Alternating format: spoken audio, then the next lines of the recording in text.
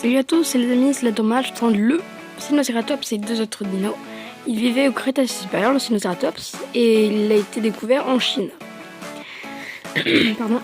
Il faisait 2,50 m de haut pour 9 mètres de long pour le poids équivalent à 5 tonnes. Et il a la chance de ne pas avoir de cornes supraorbitaires, qui n'a pas de cornes au-dessus de ses yeux. Et il avait la particularité de vivre en groupe. Et il a été le premier dinosaure, le premier cératopsien a été découvert en Amérique du Nord. Il a été trouvé en Chine, c'était le premier qui n'est pas en Amérique du Nord.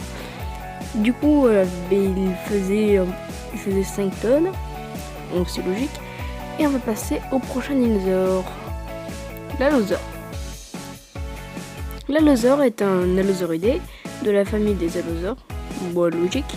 Il faisait environ, je crois que c'est 4 mètres de haut pour 11 mètres de long, l'équivalent de 3 tonnes, qui est moins lourd qu'un cératopsien.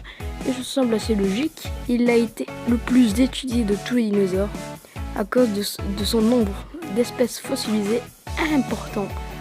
Et aussi, il avait une tête très solide, en forme de hache, parce que s'il plantait ses crocs, il attrapait l'ennemi et il pouvait plus le lâcher.